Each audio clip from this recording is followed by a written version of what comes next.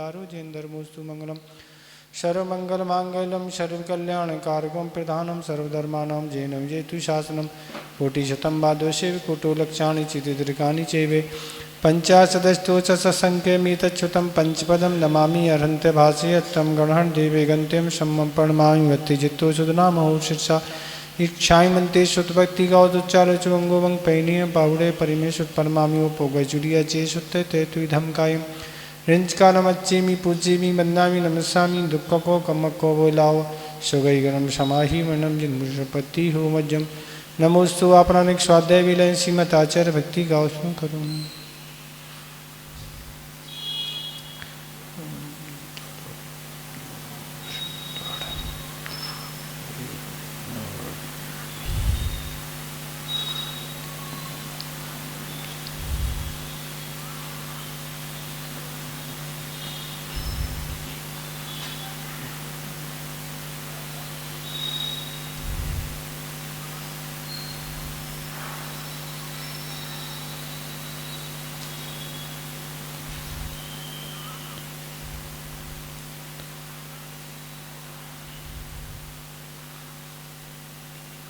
श्रुत जलधि पारगे व्यासु परमत विभावना पटुमति व्यासु चरित तपोनिधि भो नमो गुरुभ्य छत्तीस गुण सम्मग्गे पंचविहाचार करण संदर्शी शिष्या कुशरीद मारी शयाबंदी गुरुभक्ति संजय मेड़ तरंती संसाय शायरम घोरम चिन्नति अट्टकमम जमनम न पाविंती ये नित्यम यतनंत हो निर्ता ध्यानाग्नि होता कुला षट कर्माभिरता सपोध धंधना साधु क्रिया साधवा शील प्रावरणा गुरपरणा चंदा चेतुका मोक्ष द्वार कपाटे पाटन भटा पीड़ंतु माम साधवा गुरवा पांतु नित्यम ज्ञान दर्शन नायकाचार्यताण गंभीरा मोक्ष मार्गोपदेश का इच्छावंते आरवती गौद चालुचु समनान संयुत्ताणम पंचविहाचारणम आयरियारम आयरि सुदनानुपदेशाणम उज्जयाणम तीरगुल पारयाणम श्रवुषाणम शेंच कालम अंचेमी पूज्येमी वंदामी नमस्यामि दुख कहो कम्मक कहो बोलाओ सुगई गणम समाही मरणम जिन्मुषपति हो मज्जम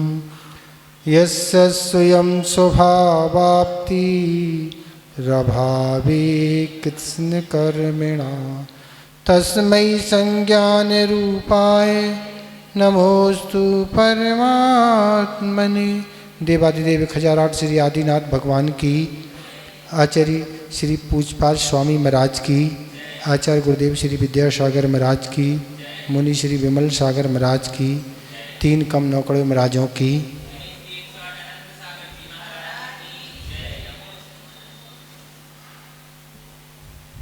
नौवें श्लोक की व्याख्या चल रही थी और नौवें श्लोक की व्याख्या में आचार्य महाराज वह मोह कैसे हम मोह को नियंत्रण में करें इसकी चर्चा थी। तो मोह कैसे नियंत्रण, तो ये उदाहरण दे रहे थे कि प्रगे यहाँ तक हो गया था।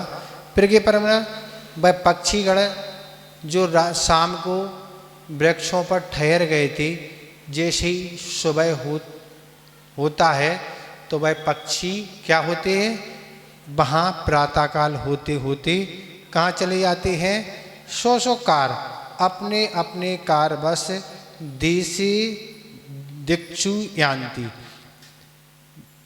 देश और दिशाओं में चले जाते हैं। तो इसमें कह रहा है प्रातःकाल होते ही वह चले जाते हैं, मनुष्यों की तरह 10-11 बजे सो के नहीं उठते। क्या करते हैं, मनुष्य तो आधी रात तक, रात में अब ज़्यादा जागता है और दिन में अधिक सोता है। अब धीरे धीरे समय घट रहा है, किसका, रात्रि में सोने का समय घट रहा है और दिन का समय सोने का बढ़ रहा है। लोग 11-12 बजे 1-1 बजे तक बंद रहते हैं। कारण क्या है, कारण यही है कि लेट सोना। तो हमारा तो यही कहना है, अभी अपने विधान के दौरान भी प्रवचन में यही कहा था कि लोग रात में जाग के करते क्या हैं, ये अपन सोचें। रात में देर से सोने में, सुबह समय से नहीं उठने में हमें जो अच्छे काम सुबह के करना चाहिए वो सारे के सारे छूट जाते हैं। अच्छे से भगवान की स्तुति करना, नमोकार मंत्र की माला फेरना, सुबह उठ के अभिषेक है, पूजन है, स्वाध्याय आदि, आहार आदि, ये सब क्रियाओं से धीरे धीरे लोग वंचित हो रहे हैं। क्यों? क्योंकि जब उठने ही नहीं समय पे तो नहीं है, तो इसलिए ये सारी चीज़ें हो रही हैं। अब रात में जागते हैं 2-2, 3-3 बजे भी, 12 बजे तो सामान्य समय है। एक नगर में हम थे, गर्मी का समय था, बाहर सो रहे थे, तो 12 बजे के बाद ही बच्चे की आवाज़ आ रही थी, हमने सो अभी सोए नहीं, मतलब ये स्थितियाँ हैं।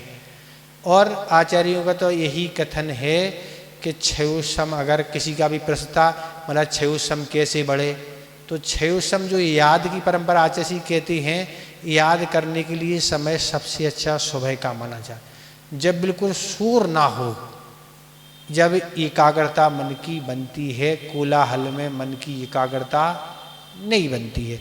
तो इसलिए एक कितने तरह की, या तो टीवी है, उपन्यास है, तरह तरह की गप्पें, चर्चा, टीवी, मोबाइल आदि तरह तरह के साधन हैं। इसमें व्यक्ति अपने 12, 1, 2 बजा देता है और फिर जाके सुबह उठना नहीं। तो यहाँ पाप संग्रह निरंतर हो रहा है, यहाँ पुण्य की क्रिया से निरंतर वंचित होते जा रहे हैं। सब व्यक्ति यही चाहते हैं महाराज हम खुश रहें, हम सुखी रहें, शांति से रहें। तो भैया बिना पुण्य के कहाँ से सुख शांति मिलेगी? वो पुण्य यहाँ संग्रह हो नहीं रहा। पूर्व का पुण्य है, वह भी अगर ऐसे पाप कार्यों में लगे हैं तो वह भी पुण्य क्या है, संक्रमण होके पाप में उदय में आएगा वह। और वर्तमान में पुण्य का संग्रह हो नहीं रहा, और संग्रह हो नहीं रहा, और पूर्व का जो संग्रह है वह संक्रमण होके आ रहा। तो इस तरह से रात दिन जब पाप की क्रिया करता रहेगा व्यक्ति, वो पुण्य की क्रिया भी करता है, कितना मन लगता। 24 घंटे में कितनी देर धर्म ध्यान होता होगा, कितनी देर धर्म की क्रिया होती, उस क्रियाओं में मन कितना लगता। मात्र काय से क्रिया करने से फल की उपलब्धि नहीं, मन लगना आवश्यक है।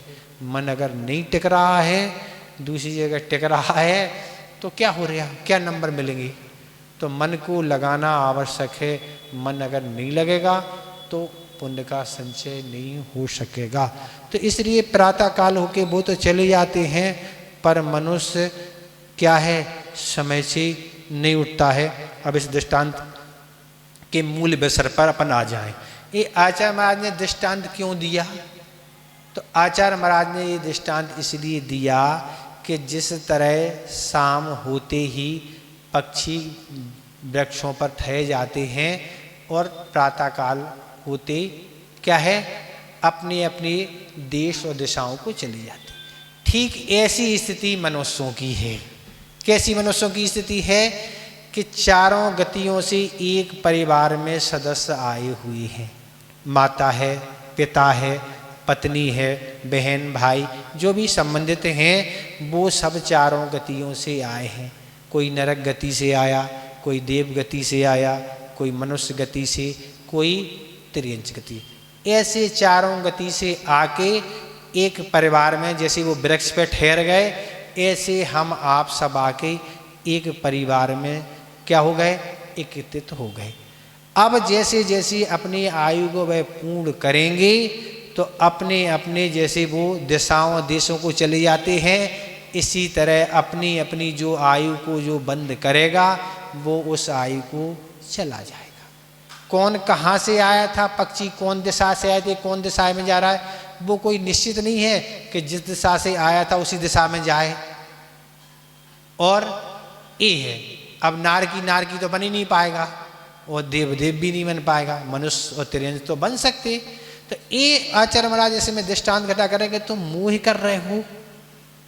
परिवार में तुम सब लोग अलग अलग जगह से आए हो, भरी अभी एक साथ हो, और अलग अलग फिर आयु बंद करके जाना है।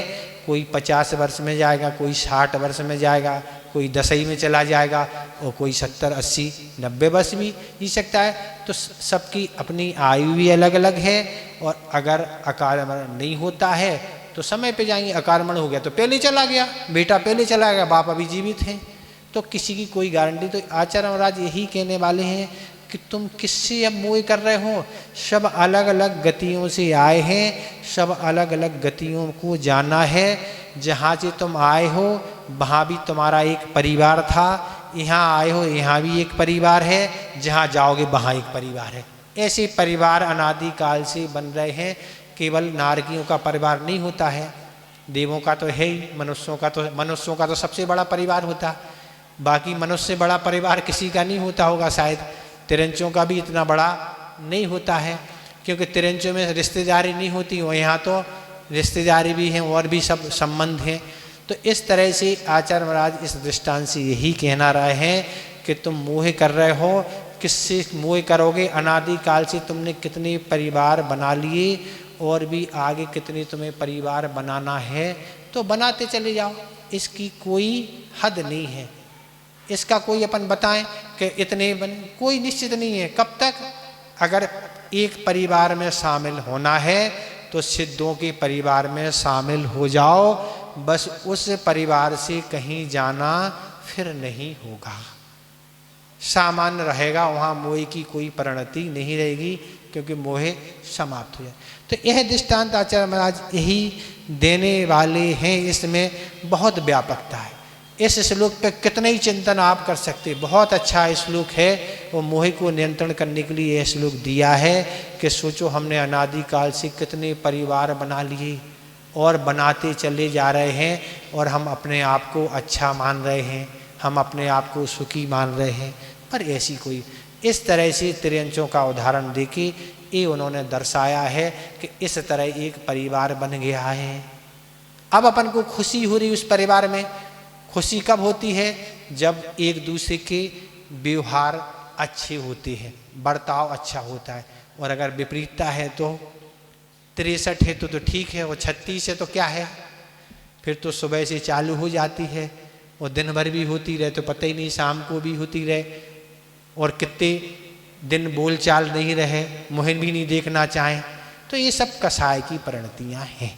कसाय का विषय आगे आ रहा अगले इस श्लोक में, तो उसमें हम बता देंगे। तो कभी भी किसी का मरण हो जाता है, ऐसे 18 नातों की कथा आगम में आती है कि एक जीव के 18 नाते, बताओ आप क्या है? 18 वह पुत्र, वही पुत्र बन गया, वही पत्नी, वही पिता, ऐसा बदल एक ही जीव है, उसी के अनोखे रिश्ते बनते रहते। ऐसी परिणति हैं। आगम की कथाएं पढ़ेंगी तो ये सब चीज़ें समझ में आती हैं। लेकिन अपन अभी जिसमें रमे हुए हैं वो ये अच्छा लग रहा महाराज। रमे होने से, अच्छा लगने मास से कुछ नहीं है। ये हमारे दुखों से छूटने का कोई उपाय नहीं है। भले हम संतुष्ट हों वो बात अलग है, पर हम छूट जाएंगे तो छूटने वाले नहीं हैं। आज तक कोई नहीं छूट पाया, आप कैसे छूटेंगे? तो इस तरह से यह आपका श्लोक पूर्ण हो गया। इस श्लोक में पक्षी का उदाहरण देके मोह पर विजय प्राप्त करने के लिए ये आचार्य महाराज ने दृष्टांत दिया है। इस तरह से हम विचार कर सकते हैं। परिवार के नाते जो हमारा एक कर्तव्य है उस कर्तव्य को करें। भोजन देना और भी स्वास्थ्य संबंधी वैयावृत्ति आदि जो भी आवश्यक है उतना अपन कर्तव्य करें, पर कर्तव्य करते हुए ये ध्यान रखें कि ये सब मोहजन्य परिणतियाँ हैं। इस पे लगाव हमें ज़्यादा नहीं करना, बस कर्तव्य करना, करते चले जाओ, पर दृष्टि हमेशा रखो कि ये हमारा सब संयोग पर्यायजन्य संयोग है, कोई अनादिकाल का कोई नहीं है। और इस तरह से मोह उपाय जीतने के लिए यही आचार्य महाराज ने दृष्टांत दिया। तो मोह आप जीत सकते हैं। अपन तो ये श्लोक सोचते, अपना तो किसी से मोह है ही नहीं। अपन तो मोह कोई से, किसी के बगैर अपना कोई काम रुकता हो, कुछ होता है तो अपन तो रंच मात भी कहीं कोई गुंजाइश कहीं रहती। जितना काम उतना मतलब, काम नहीं तो आप कोई भी हो, कहीं से आओ कहीं जाओ, हमें आपसे कोई मतलब नहीं है। भूलने की बीमारी हमें बहुत तेजी से है, हम बहुत जल्दी भूल जाते हैं। अगला श्लोक देखें। अब कह रहे हैं, शिष्य कह रहा है, उपकारी जन पर आत्मबुद्धि के परित्याग साधस अपकार करने वाले के प्रति भी देश भाव नहीं रखना चाहिए। शिष्य पूछ रहा है कि उपकारी जन पर आप कह रहे आत्मबुद्धि छोड़ देना चाहिए, त्याग कर दिए। तो अपकार करने वाले हैं उन पे हम क्या देश नहीं रख सकते क्या? राग छुड़वा रहे आप तो हम देश भी नहीं करें क्या? तो उसी के लिए आचार्य महाराज अगला 10वां नंबर श्लोक दे रहे हैं, उसका आप उच्चारण करें। विराध काह कथम कथम हंत्रे हंत्रे विराध का कथम हंत्रे। थोड़ा ऊपर करना इसको, ऊपर करना इसको। हाँ, विराध का कथम हंत्रे जनाय जनाय परिकुप्यति परिकुप्यति जनाय परिकुप्यति। त्र्यंगुलम त्र्यंगुलम त्र्यंगुलम पातयन पातयन पद्भ्याम पद्भ्याम त्र्यंगुलम पातयन पद्भ्याम स्वयं दंडेन पातयति पातयति स्वयं दंडेन पातयति। देखो इसमें स्वराघात नहीं होगा। अरे इसको ता को 2 बार नहीं पढ़ा जाए, क्यों? यहाँ हिरस्य सुर नहीं, यहाँ क्या है? दीर्घ स्वर है। दीर्घ स्वर का मतलब आ नहीं आ। इसमें क्या है? दीर्घ हिर्स कैसे बोले जाते हैं? तो दीर्घ हिर्स बोलने का ऐसा है, जैसे आ बोला ऐसे बोलिए आ, और दीर्घ बोला आ, मुख खुलना चाहिए। और अगर अपन को केवल व्यंजन बोलना, जो आप आधा बोलते हैं जिसको, तो उसमें मुख बंद होता। जैसे क्या हो गया जी, इसमें शब्द आ रहा पात यन, जो पात यन शब्द आ रहा तो यन में मुख बंद हो जाए, पात यन, मुख खुलेगा नहीं। स्वर सहित होगा उसमें मुख खुलेगा, दीर्घ होगा तो और मुख खुलेगा। ये उच्चारण करने की विधि है, तब उच्चारण शुद्ध होता है। ठीक है, आप करें उच्चारण।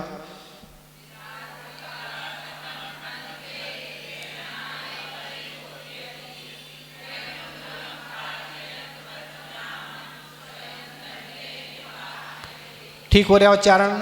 कहीं किसी को उच्चारण में बाधा हो रही क्या? नहीं हो रही। तीसरा श्लोक नहीं, तीसरा चरण बोलते, श्लोक तीसरा तो नहीं है। हाँ, क्या हो रहा? तो हाँ,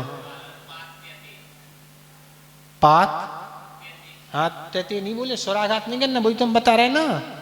यहाँ पा जो है, यहाँ हिरस्य स्वर नहीं, दीर्घ स्वर है, इसलिए पात यति, या ता वहां पढ़ो, पा त्यति नहीं तो वो पात यति। यहाँ स्वराघात नहीं होगा क्योंकि दीर्घ स्वर्ग है। कहाँ होगा स्वराघात? जहाँ हिरस्य स्वर होगा, इसलिए नहीं होगा। हाँ, तीसरा चरण गड़बड़ हो रहा।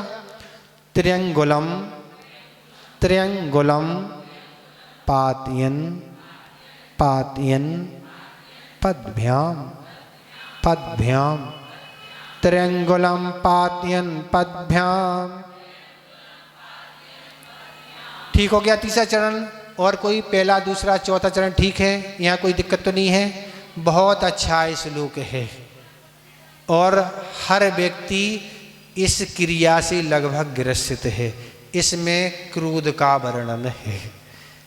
जो क्रोध किसी भी छोटे छोटे से बच्चे को सिखाया नहीं जाता है, सांसारिक क्रियाएं सबको सिखाई जाती हैं। क्रोध है, मान है, मायाचारी, लोभ, ये सब सिखाने की जरूरत नहीं है। ये तो क्या है, स्वतः स्वयंभू होते। स्वयंभू कौन कहलाते? तीर्थंकर स्वयंभू होते हैं। स्वयंभू कौन है? स्वयंभू वो कहलाते वो किसी के द्वारा कुछ सीखते नहीं। जैसे तीर्थंकर हैं, किसी स्कूल में नहीं पढ़ते, ना उन्हें कोई पढ़ाने वाले मास्टर होते, कोई भी चीज़ उन्हें सीखना नहीं पड़ती, वो स्वयं ये सीखते हैं। ऐसे ही क्रोध किसी से सीखना नहीं पड़ता है, बस सब करना सीख जाते हैं, पर करने का परिणाम क्या होता है ये नहीं सीखते हैं, सो परेशान रहते हैं। तो इसमें क्या कहने हैं? विराध का। विराध का मतलब अपकार करने वाला मनुष्य। हंते जनाए कथम परिकुपति, मानने वाले मनुष्य पर क्रोध क्यों करता है? त्र्यंगुलम पद्भ्याम पातयन स्वयं दंडेन पातयति। 3 आंगले का फावड़ा पर पैर रखने से वह डंडा स्वयं को लगता है। इसमें आचार्य महाराज कह रहे हैं अपकार करने वाला मनुष्य, अपकार करने वाला जिसने पहले किसी पर अपकार किया था, किसी को परेशान किया था, किसी को सताया था, तो वह मारने वाले मनुष्य पर क्रोध क्यों कर रहा? जिसने पहले किसी को सताया था, अब वो तुम्हारा जो तुमने जो कर्म का बंध उससे किया था सताने में, अब उस कर्म का उदय आ गया है, अब वो तुम्हें सता रहा, अब तुम क्यों क्रोध कर रहे हो ना? इसलिए उदाहरण क्या दे रहे हैं कि फावड़ा आप समझते ही हैं, फावड़ा समझ लें, या भूसा खींचने के लिए भी वो ऐसा त्रिंगल का आता, तो अब उसमें डंडा लगा रहता है, ऐसा फावड़ा ऐसा रहता है ऐसा, और एक उसमें ऐसा डंडा रहता। अब आज फावड़े पे पैर रख रहे हो तो डंडा आके लगेगा ना, फावड़े पे पैर रखोगे तो डंडा लगेगा, फावड़े पर पैर नहीं रखोगे तो डंडा कैसे लगेगा? आप किसी को सता रहे हो, दूसरा सताएगा, जब आप सताएंगे नहीं किसी को तो आपको कोई सता ही नहीं सकता। कौन सताएगा? हम तो दुनिया को सताते रहें, दुनिया हमें सताई नहीं, ऐसा हो सकता क्या? नहीं। मात सता पाए आचा नहीं, आपने सताने का भाव भी किया है तो भी कर्म बंद हो गया। आप क्रिया कर पाए चाहे नहीं, आपने मन में मात विचार कर लिया कि हमें इसका काम बिगाड़ना है, आप बिगाड़ पाए चाहे नहीं, आपका बिगड़ गया। बिगड़ गया मतलब आपको भावाश्रय हो गया, भावाश्रय हो गया, वह उदय में आएगा। तो इसलिए आचार्य महाराज यही कह रहे हैं, जिसका तुमने पहले अपकार किया था, अब वह तुम पर अपकार कर रहा है, तो तुम क्रोधित क्यों हो रहे हो ना? क्या होगा महाराज क्रोध करने से क्या होगा? तो आचार्य महाराज कह रहे क्रोध करोगे फिर बंद हो जाएगा। पहले अपकार किया था सो बंद हुआ था, अब उदय में आ गया, अब तुम फिर क्रोधित हो रहे हैं तो फिर बंद हो गया। समझते आप? तो एक पहले जमाने में जलेबी बनती थी, शायद आपने देखी नहीं, एक जलेबी बनाने की एक हड़िया होती थी, उसमें शाम को कांसे की इतनी होती थी, हम देखते थे होटलों में जब जाते थे घर में कि उसमें शाम को मैदा गलने डाल दी जाती थी, उस रात भर में जब वो सड़ जाती थी तब सुबह जलेबी बनती थी। अगर वह सड़े नहीं तो जलेबी बन नहीं सकती। अब कैसे बनती हमें नहीं पता, तो अगर वो क्या है साफ कर दी जाए और फिर उसमें मैदा डाली जाए तो वह जलेबी नहीं बनेगी। तो ऐसी अपनी जो हड़िया है, जो कर्म रूपी सत्ता है, वो आज तक साफ हुई नहीं। पहले के कर्म डले हुए हैं और डालते जा रहे हैं, इस तरह वह कर्म का उदय आया और तुरंत तुमने फिर क्रोध कर दिया, फिर वह बंद हो गया, फिर उदय आ गया, फिर उदय। आप मान लो पारसनाथ भगवान कमठ क्या करता रहा, पर पारसनाथ भगवान समता से सहन करते रहे, फिर भी 10 भाव तक ऐसा बदला लेता है। एक तरफ बैर चल रहा, सोचो कमठ ही सब कुछ बिगाड़ रहा, पारसनाथ भक्त कुछ बिगाड़ नहीं रहे, बदरी कुछ, तो भी 10 भाव, और वो भी तीर्थंकर विकृति वाले हैं, सब कुछ पुण्यशाली हैं, उनकी ये दशा हुई। और हम आपका तो दोनों तरफ से चलता है, तो क्या दशा हो रही? दशा सामने है, वो क्या हो रही? यही है ना, जहाँ है वहीं है ना। तो इसलिए आचार्य महाराज ये कहना चाह रहे हैं कि इसलिए ये याद रखो, आचार्य अमित गति महाराज द्वारा एक भावना द्वात्रंशिका नाम की कृति है, जिसको सामयिक पाठ बोलते हैं। जब अपन स्वाध्याय समापन करते उसी का हम जिनवाणी करते हैं, बोधि समाधि, उसी का यह श्लोक है। और उसमें आचार्य महाराज ने अंत में कहा है, बस ये भावना बनाओ कि स्वयं कृतम कर्म यादात्मना परा, मैंने जो स्वयं परम कर्म किया था स्वयं, वो आ गया उदय में। स्वयं कृतम कर्म यदात्मना परा, पूर्व में जो किया था बस इसकी माला फेरो ना, उसी का ये फल है कि सामने वाला कष्ट दे रहा, अगर हमारे कर्म का उदय नहीं है तो सामने वाला लाख बिगाड़ना चाहे बिगाड़ नहीं सकता। हमारे असाता कर्म का उदय है, जब ही वह बिगाड़ सकता। अगर हमारे यहाँ साता कर्म का उदय नहीं है, कोई बिगाड़ सकता कुछ नहीं मैं, और हमारे अगर साता कर्म का उदय नहीं है तो हमारा लोग उपकार करना चाहें पर हमारा उपकार नहीं होगा, क्योंकि हमारा साता कर्म का उदय नहीं है। लोग बीमार परेशान हैं, कष्ट में हैं और परिवारजन उनकी सेवा आदि कर रहे हैं पर उनका साता कर्म का उदय नहीं है, तो हम कुछ नहीं, वो ठीक नहीं हो पा रहे हैं। तो महाराज करना छोड़ दें, करना नहीं छोड़ना, पर एक कहने की आदत है कि साता और साता कर्म का उदय चाहना तब फल वह कर्म दे सकता है। अगर साता का उदय नहीं है करते रहो आप। तो ये कहने वाले हैं कि इसलिए उस अपकार करने वाले पर क्रोध नहीं करके ऐसा चिंतन करो कि पूर्व में जो हमने किया था उसके कारण ये हमें परेशान कर रहा है, अब हमें इसको परेशान नहीं करना, परेशान करेंगे तो फिर बैर वही चलता रहेगा। तो इसलिए इस श्लोक में यही कहना चाह रहे हैं कि इसलिए अपन को अब अपकार करना बंद करो। सबसे पहली बड़ी बात क्या कह रहे हैं, सामान्य से ही किसी पर अपकार तो करने ही नहीं, भली हमारे ऊपर वो सामने वाला हमें कष्ट भी नहीं दे रहा तो भी नहीं, अपकार तो अच्छा है ही नहीं, किसी पर अपकार करना तो अच्छा है ही नहीं किसी भी दृष्टिकोण से, चाहे वह हमें सताए या ना सताए। क्यों अपकार करेंगे तो पहले का नहीं तो अब से चालू हो जाएगा ना, पहले का नहीं तो अभी से चालू हो जाएगा, और पहले का है तो चालू है ही। तो इसलिए कह रहे हैं, इसलिए ये विचार करके क्षमता से सहन करो। महाराज क्षमता तो आती नहीं है, अब नहीं आती तो क्या करें, क्षमता नहीं आएगी तो फिर संसार का अभाव नहीं होगा, क्षमता के फिर कुछ नहीं तो क्या करो महाराज। अगर ऐसे कारण उपस्थित होते हैं क्रोध करने के वाले, अगर आप कल बताया था कि अगर बोलचाल झगड़े के कारण बंद हो गया, वो 6 माह से ऊपर चला गया तो अनंतान बंदी हो गई, अर्थात हम सम्यक दर्शन नहीं है। क्या है, सम्यक दर्शन ही नहीं है। तो ऐसा सम्यक दर्शन नहीं है तो फिर हमें तो चारों गतियां खुली हैं। सम्यक दर्शन के अभाव में क्या है, कहीं भी जीव जा सकता है, कहीं भी क्या, सम्यक मिथ्या दृष्टि तो किसी भी आयु का बंद कर सकता है। तो ये सारी स्थिति है। कल किसी ने प्रश्न किया था कि सम्यक दर्शन महाराज क्या है, सम्यक दर्शन कहाँ से प्रारंभ होता है, तो सम्यक दर्शन चतुर्ग्र स्थान से प्रारंभ होता है, इसके पहले नहीं। फिर आगे तक सम्यक दर्शन, अब छायक सम्यक दर्शन तो सिद्धों में भी रहता है, तो चतुर्ग्र स्थान से सम्यक दर्शन प्रारंभ हो जाता है, उपसम, क्षयोसम और छायक। पर दूसरा उनका भाव था कि सम्यक दर्शन के बाहरी लक्षण क्या रहेंगे, हम कैसे पहचाने के सामने वाला सम्यक दृष्टि है कि मिथ्या दृष्टि है।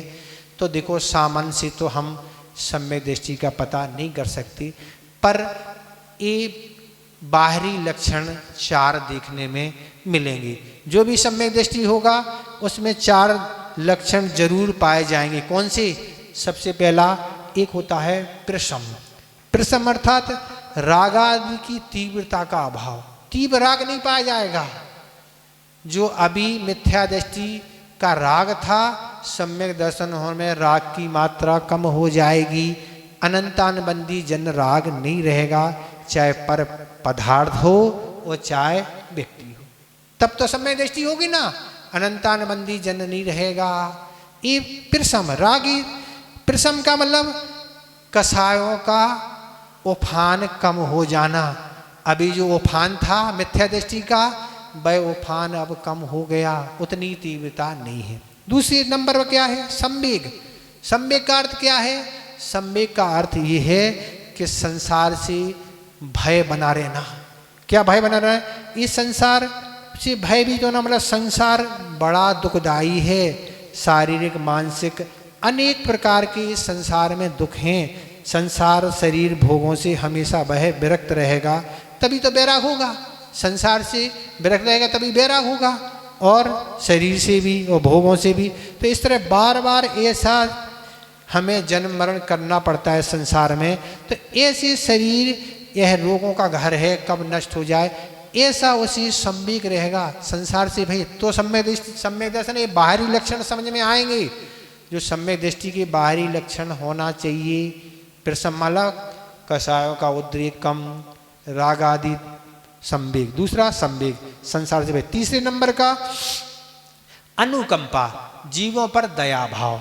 वैसे तो चतुर्ग्रस्तान जो हैं उनकी चारों प्रकार की हिंसा का त्याग नहीं है, अणुवृत्ति की तो संकल्पिका हो जाएगा, पर इसका नहीं है। पर ये है कि एकदम उग्रता नहीं रहेगी, अनुकंपा एकदम से नहीं रहेगी ऊपर, अनुकंपा क्रूरता नहीं पाई जाएगी कि बहुत ज़्यादा जीवों का संहार कर दे, ऐसी क्रूरता नहीं होगी। चौथे नंबर का है आस्तिक गुण। जो आस्तिक गुण क्या है, तो जीवादि पदार्थ सत स्वरूप हैं, लोक अनादि निधन है, जो तत्वों का स्वरूप है उस पर संशय नहीं होना। जो भी भगवान ने तत्वों का स्वरूप, पदार्थों का स्वरूप जो कहा है उसको स्वीकार करना। ये चारों गुण सम्यक दृष्टि में पाए जाएंगे। मान लो ये थर्मामीटर है, ये चीज़ें हैं तो सम्यक दर्शन है, देख लो आप अपना नाप लो, बुखार नाप लेते ऐसे ये नाप लो, है हमें सम्यक दर्शन नहीं, सम्यक दृष्टि है व्यवहार से, तो ये चार गुण रहेंगे। और नहीं है जी लक्षण नहीं है तो सम्यक दर्शन नहीं है, नहीं है तो फिर क्या है, सम्यक दर्शन नहीं तो क्या है, फिर वो आपको पता है क्या है, क्या होता, सम्यक दर्शन के अभाव में क्या होता वो आपको ज्ञात है। तो इस तरह से ये सारे लक्षण होंगे। तो ये क्या कहने वाले हैं, अब अपन मूल विषय पे आ जाएं तो इसको ये कहने वाले हैं कि अब ऐसा अपकार तुम कब तक करते रहोगे और अपकार के बदले कब तक तुम सामने वाले पर क्रोधित होते रहोगे। और ऐसे क्रोधित होने से क्या होगा, ऐसे क्रोधित से फिर कषाय का बंध होगा, फिर उदय होगा, और इस तरह तुम टेंशन होगी। अब एक उदाहरण के रूप में मान लें क्रोध का परिणाम देखो। एक लाइन एक बार हमें चिंतन आई बैठे बैठे कि 1 मिनट का मजा और बरसों की सजा। क्या हो गया, 1 मिनट का मजा बरसों की सजा। राजा सैनिक ने यशोधर महाराज के गले में सर्प डाला, 1 मिनट लगा लेकिन 33 सागर आयु का बंध हो गया। 1 मिनट का मजा बरसों की सजा। अब इस सूत्र को आप कहीं भी लगा लो, कहीं भी हम 1 मिनट का आनंद लेते, चाहे क्रोध हो, चाहे मान हो, चाहे पंचेंद्रिय के विषय हो, चाहे कोई भी हो, चाहे कोई पाप हो, पर सागरों पर्यंत की आयु बंद हो जाती। सागरों क्या कहलाते हैं, ये तो 1 सेकंड में घबरा जाते हैं, पर सागरों पर्यंत की आयु बंद होने के बाद उसमें हमें भोगना पड़ती है। अब चाहे रो के भोग और चाहे हंस के भोगो, भोगना तो है ही। यहाँ कोई रिश्वत नहीं चलती है, वहाँ तो आप बंडल थमा देते हैं तो कोर्ट में सब कुछ हो जाता है। यहाँ कोई रिश्वत लेने वाली नहीं है, ना कोई नहीं चलती है। यहाँ अगर कोई रिश्वत है तो पश्चाताप है, पश्चाताप करो और विशुद्धि बढ़ाओ, तब जाके कर्मों का संक्रमण हो सकता है, जैसा राजा सैनिक ने किया, अन्यथा कोई उपाय नहीं है। तो इसलिए कह रहे हैं कि अगर कोई पे क्रोधित हो गए, झगड़ा हो गया, अब पुलिस के चक्कर लगाओ, अब गवाही ढूंढो, कोर्ट के चक्कर लगाओ, सुबह बैठो 10 बजे, शाम को 5 बज गए, तारीख बढ़ गई, ऐसी चक्कर लगाते रहो, समय बर्बाद करते रहो, पैसा बर्बाद करते रहो और टेंशन बने रहो। दुकान पे चाहे घर पे बस टेंशन बना है, अब अगली तारीख आएगी, अब ये होगा, अब वो होगा, इसी में तुम्हारा जीवन खप जाएगा और ऐसी स्थितियां बनेंगी। लोग पूछते हैं क्या होगा, मजा लेते लोग और आनंद आता, भैया क्या होगा, मजा ले रहे, तो उनको सुनाते रहो, इसमें समय निकालते रहो, तो टेंशन से तो नींद और भूख दोनों गायब हो जाएंगे। तो ये तो तात्कालिक कर्म की सजा हो गई। अब वह कर्म जब उदय में आएगा, वो जब उदय में आना, उसका फल तो मिलना बाद में, अभी तो ये तात्कालिक मिल गया जो कुछ है। सो इस तरह से आरो ध्यान करते रहो और पति पत्नी बच्चे लड़ते रहो, इसी के कारण कि तुमने गलती की, वो कि तुमने की, और इसी कारण पूरा परिवार सब परेशान हो जाते हैं। एक क्रोध की क्या है, एक क्रोध कर्म करने की सजा है, ऐसे क्रोध करती रहती बस। अब महाराज क्या करें, क्रोध नहीं करें तो सामने वाला मानेगा नहीं। अरे मानेगा नहीं, प्रेम से समझाओ, नहीं माने तो वो जाने ना, तुम्हें क्या पड़ी है, सबको समझाना है क्या तुम्हें।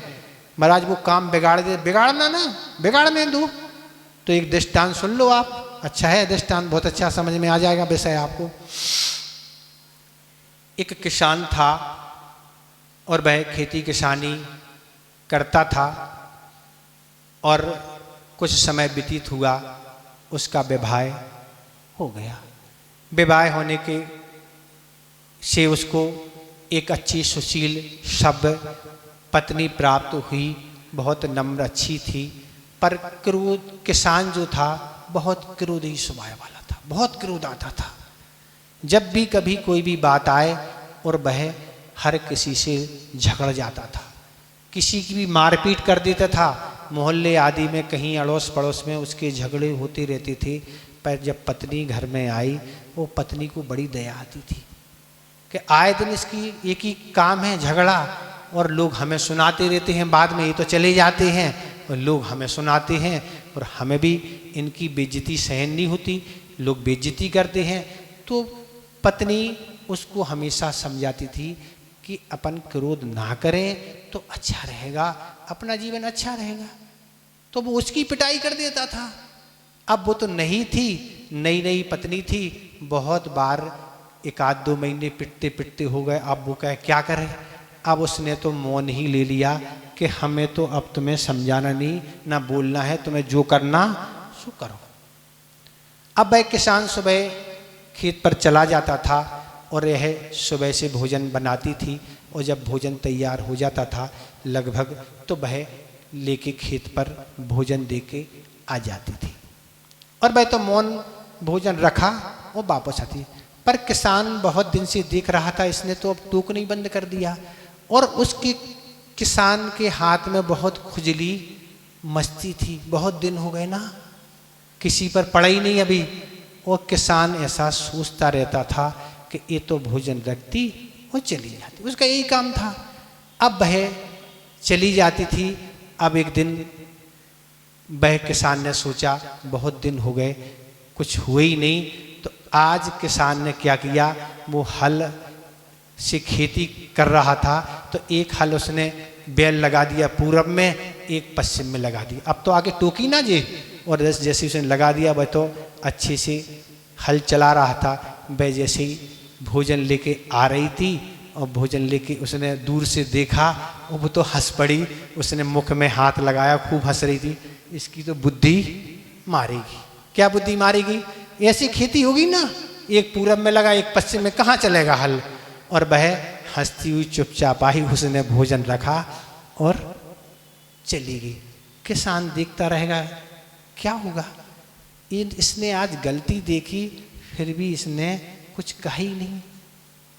क्यों कहे वो, उसका तो नियम ही था, तुम जानो तुम्हारे कहाँ तुम्हारी खेती हो चाहे नहीं हो, हमें बोलने ही नहीं। तो वह पिटने से हमेशा के लिए बच गई। इसलिए झगड़े की स्थिति क्या है, टोकना आदि, टोकोगे परेशान रहोगे और झगड़ा होगे, विशुद्धि घटेगी, संक्लेश बढ़ेगा और टेंशन बढ़ेगा। इसलिए बहुत प्रेम से अच्छे से काम करेंगे तो अच्छा होगा, नहीं तो बस ऐसे ही चलता रहेगा। किसका, 36 का आंकड़ा। और 36 का आंकड़ा क्या है, यही क्रोध कराने वाली स्थितियां हैं। तो ऐसे सारे चीज़ें होती हैं। तो ये कहने वाले यही है कि उन पारसनाथ भगवान को देखो, जिन पारसनाथ भगवान, बस समता महाराज हम तो पारसनाथ नहीं बन सकते। अरे तो कुछ ना कुछ तो थोड़ी शुरुआत तो करो ना। ऐसे लोगों को कुछ ना कुछ अपने जीवन में अपनाओ, तो ऐसे क्रोध नहीं करके तो काम होगा। उन पांडवों को देखो कि पांडव कौरव पहना रहे हैं कि कौन पहना रहा है, लोहे के आभूषण है कि सोने के हैं कि गर्म है कि ठंडे हैं, जैसे भी हैं होने दो, हमें तो अपना कल्याण करना है। बहुत लड़ाई झगड़ा हो गया और इस तरह से उन्होंने शरीर और आत्मा में भेद विज्ञान करके और क्या है, अपनी मंजिल को 3 ने तो प्राप्त कर लिया, 2 का भी तो निश्चित ही है, उनका भी निश्चित है, एक ही भाव तो है, पक्का है, उनको भी जाना ही है। पर हम आपका क्या होगा ये तो कोई कौन बताएगा, ये तो भगवान ही बताएंगे हम आपका क्या होगा।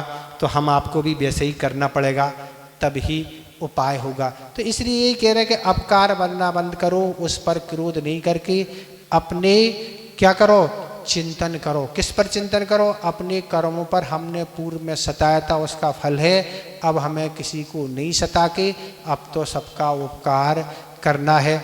महाराज हम आप कहेंगे पारसनाथ नहीं बन सकते, तो एक दूसरा दृष्टांत दे देते ठीक है, भगवान समता के धनी होते हैं, पर गृहस्थ का ही उदाहरण ले लो आप, तो आपको समझ में आ जाएगा कि गृहस्थ भी ऐसे हैं क्षमावान। तो देखें आप गृहस्थ का उदाहरण ले लें। एक बहुत बड़े विद्वान हुए और वह विद्वान अपने नगर से अनेक जगह प्रवचन करने के लिए, कहीं सम्मेलन आदि के लिए, शिविर आदि के माध्यम से, संचालन आदि स्वाध्याय आदि के लिए अपने नगर से वह जगह जगह जाया करते थे। चूँकि बहुत पुरानी बात है, उस समय सीमित साधन थे, उस साधनों की रफ्तार भी बहुत ज़्यादा नहीं थी, इसलिए वह कभी कभी विलंब से आते थे। और वह जैसे विलंब से अपने घर पर आते थे, और उस समय बैल का जमाना तो था नहीं था, तो अपनी दरवाजे की कुंडी को जैसे ही संकेत देते थे, श्रीमती समझ जाती थी कि विद्वान महोदय पंडित जी आ चुके हैं। और वह जैसी दरवाज़ा खोलती थी और वह बहुत गर्म रहती थी और बड़बड़ाना चालू हो जाती थी, तुम्हें तो ना हमारी चिंता है न बच्चों की चिंता है, तुम तो पूरा जीवन दूसरे की ज़िंदगी बारे में निकाल दो, प्रवचन सम्मेलन, ये कार्यक्रम वो कार्यक्रम, यही में तुम्हारी ज़िंदगी निकल जाना है, हमारी तो कोई चिंता है ही नहीं। तो इसलिए तो कुछ पत्नियाँ यही कहती थी कि भैया तुम्हें चिंता नहीं तो हमें लायक आए को यहाँ, हमें रहने थे जहाँ रहते, कुछ तो ऐसे ही सीधा सीधा बोली देती ना, हमें काय को लाए जब तो नहीं है। तो पर उनने ऐसा कुछ नहीं कहा, और पंडित जी तो बहुत सरल स्वभाव शांत थे, वह सुन के अपने काम में लग जाते थे। ऐसे करते करते वर्षों व्यतीत हो गए, वह जब कभी गर्म होती रहती थी वह तो बोलते ही नहीं थे और अपने काम में लग जाते थे। अब बहुत दिन हो गए पर वही प्रक्रिया में कोई परिवर्तन नहीं हो रहा।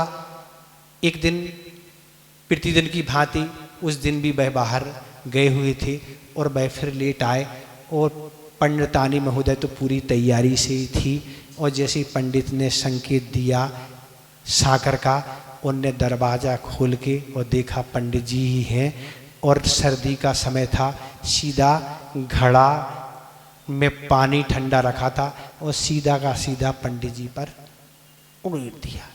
और पंडित जी हंस पड़े, बोले हमेशा गरजती थी, आज तो बरस ही पड़ी। ऐसे क्षमा करने वाले भी आज दुनिया में लोग हैं। कौन थे? पंडित गोपाल दास जी बरैया मुरैना, जिन्होंने जैन सिद्धांत प्रवेश का बनाई है, वो थे। और वह कॉलेज में बच्चों को पढ़ाते थे, और बच्चों ने सुन रखा था कि पंडितानी महोदय बहुत तेज हैं, तो कहते थे पंडित जी से जब पढ़ाते थे, सुना है पंडितानी बहुत तेज है, बहुत आप पर अशब्द व्यवहार करती थी। नहीं, बहुत ठीक है, वो हमें इसी कारण से संसार से बैराग बना हुआ है भैया, ये संसार की दशा है, वो अच्छी है, हमारी हमेशा परीक्षा लेती रहती और हम हमेशा परीक्षा में पास रहते। आप लोग ऐसा नहीं करना जैसा था आप उड़ेल देना। इस तरह से क्षमा भाव हम भी ला सकते हैं। विपरीत परिस्थिति में आचार्य कुंद महाराज ने बालसाणी अफ्फेका में जो उत्तम क्षमा धर्म का लक्षण लिखा, वो यही लिखा है कि जहाँ क्रोध के साक्षात कारण मिलने पर भी क्या है, क्षमा भाव, क्रोध उत्पन्न नहीं होना, क्रोध के निमित्त मिलने पर भी क्रोध नहीं होना, उसको उत्तम क्षमा कहा। हम भी शांति से बैठे, हमें कोई नहीं सता रहा, हम तो क्षमा है, इसको क्षमा नहीं कहा। जब क्रोध के निमित्त मिल रहे हैं, कोई क्रोध आपको कर रहा है कोई निमित्त, फिर भी क्षमा भाव हो, उसको कहा उत्तम क्षमा। तो इस तरह से अनेक उदाहरण हैं, और अनेक उदाहरण से आप समझ सकते हैं उस क्रोध के कारण दीपावन की क्या हालत हुई महाराज। क्या हो गया? सम्यक दर्शन ही छूट गया। नरक, एक आचार्य महाराज के अनुसार नरक गए, एक के सजे देव बने, कहीं भी गए, भवनवासी बने, तो दोनों में गया महाराज। वो तो भगवान ने कहा था वैसा, तो वो घटना मान लो कि थी, भगवान ने कहा था होना निश्चित, वो तो ठीक है, पर सभी चीज़ें निश्चित हैं क्या? कर्मों का संक्रमण नहीं होता क्या? होता है। तो इसलिए अगर हम अपनी उस स्थिति में विवेक उस समय रखें कि देखो एक क्रोध बहुत ज़्यादा हमें घातक करने वाला है, तो काम हो जाएगा।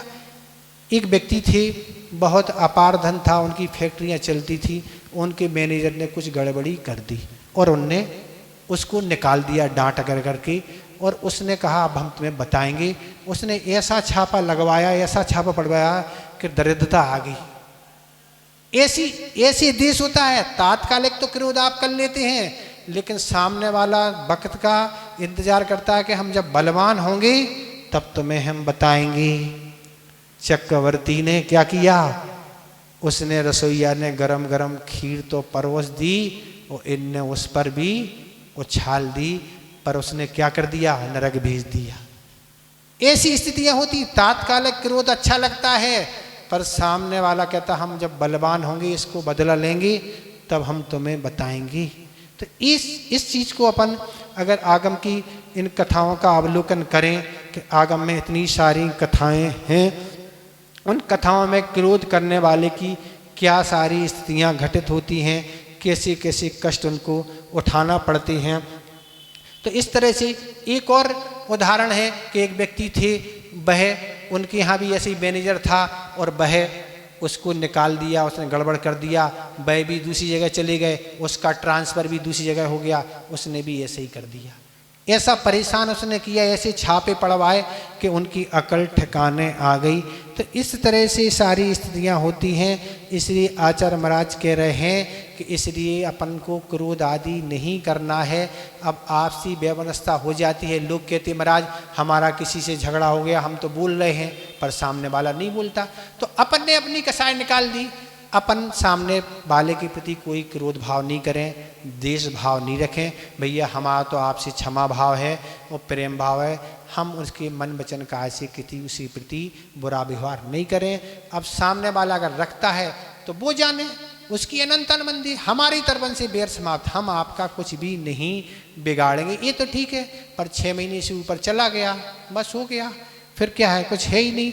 तो इस तरह से ये सारी स्थितियां घटित हो जाती हैं और क्रोध के प्रसंग तो ऐसे ऐसे आ जाते हैं। बातों बातों में, चर्चाओं में कभी ये फालतू की बैठे बैठे दूसरे आदि में चर्चा होती है और चर्चा होने से भी बहुत सारे दृष्टांत याद आते जा रहे हैं। क्या करें बताओ, लड़ी की लड़ी लगी है दृष्टांतों की, अब कितने सुनाएं, वो घड़ी अपनी तेजी से बढ़ रही है।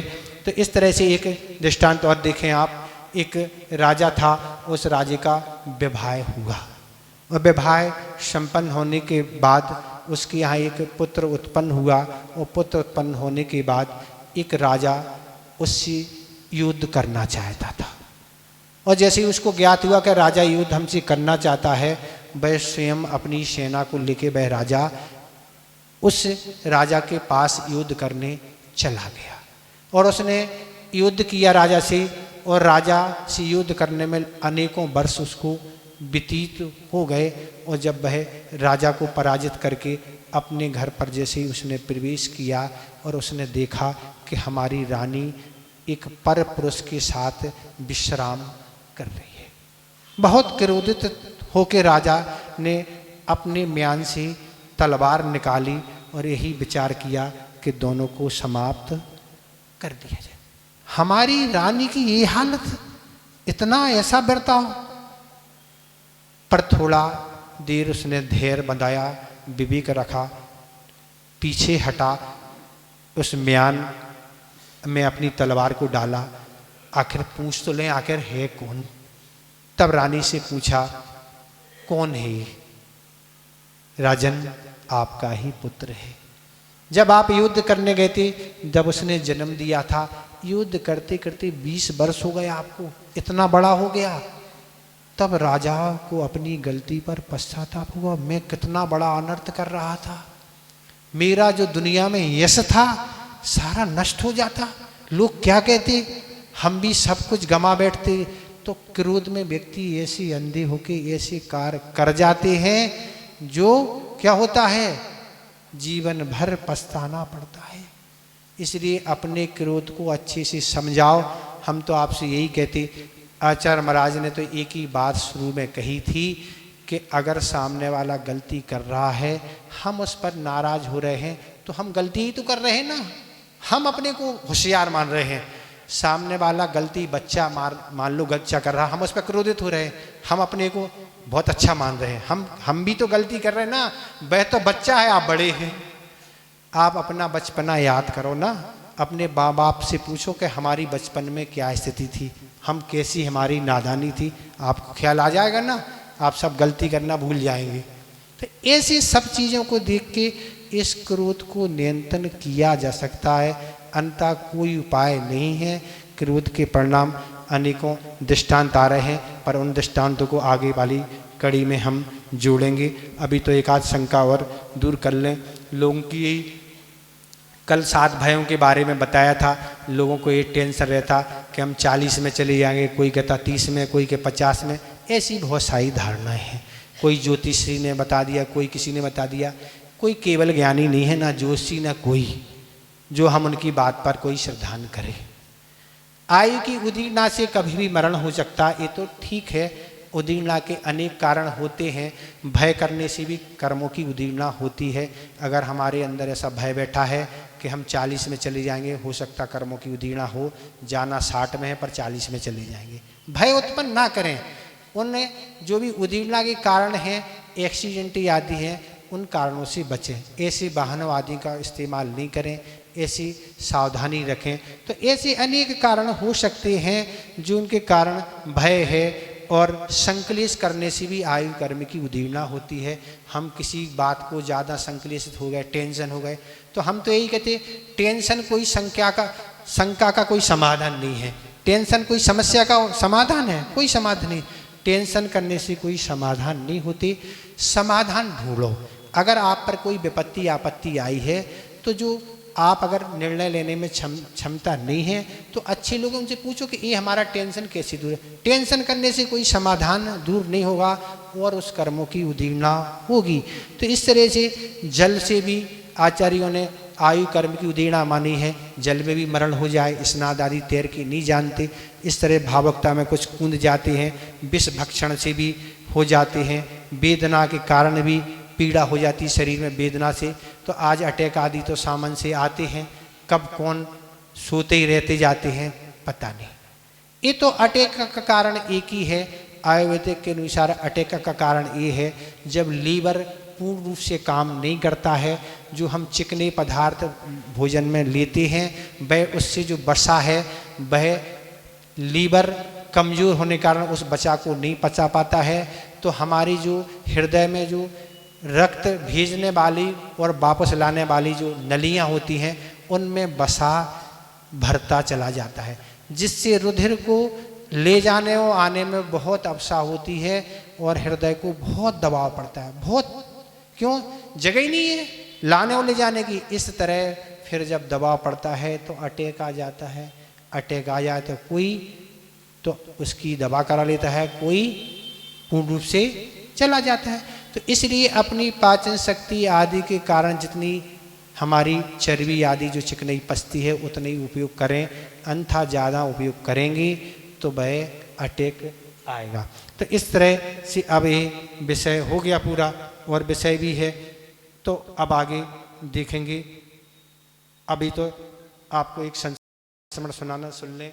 4 बजने को हैं और लग रहा है कि आप लोग समय पर उपस्थित नहीं हो रहे हैं।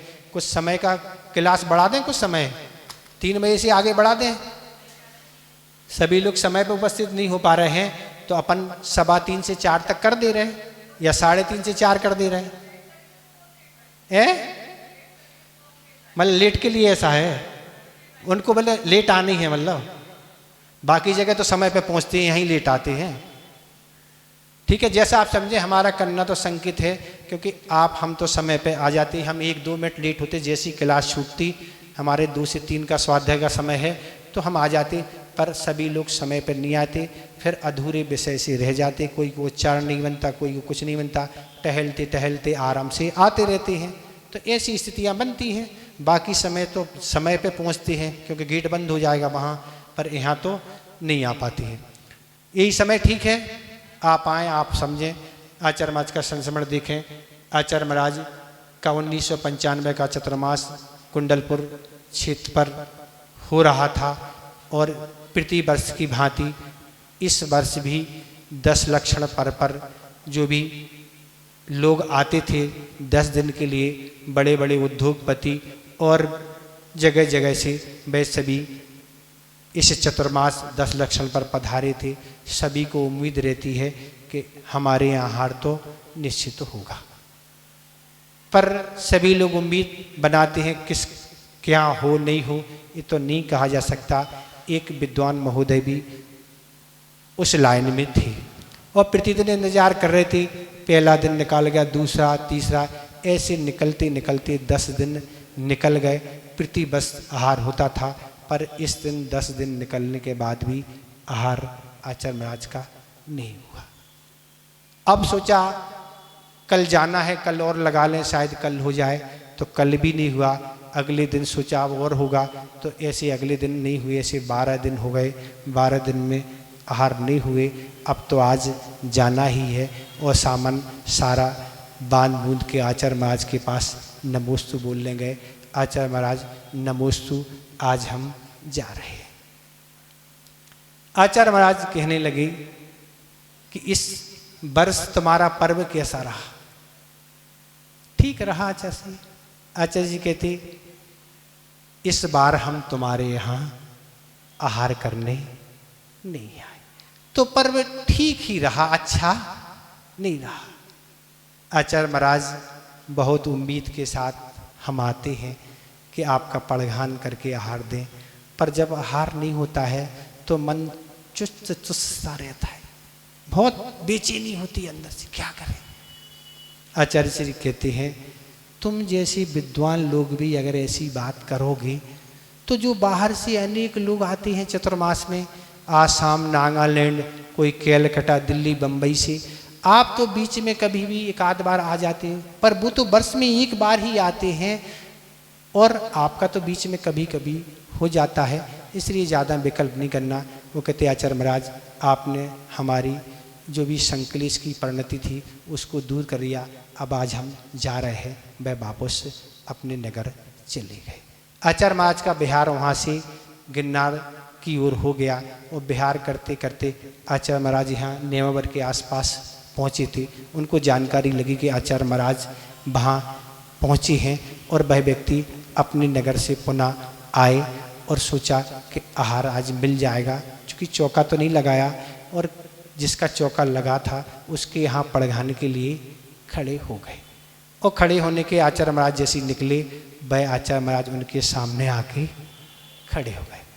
उन्होंने अच्छे से प्रसन्नता पूर्वक नवदा भक्ति पूर्वक आहार दिया और आहार देने के बाद वह आचार्य महाराज को छोड़ने आए।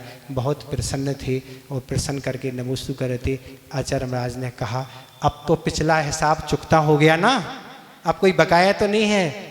नहीं आचार्य जी, बहुत बड़ा उपकार है। बोधि समाधि परिणाम शुद्धि स्वात्भूत लब्धि शिव शौक सिद्धि चिंतामणिम चिंतित वस्तु दाने तुम वंदे मानस नमास्तु देवी।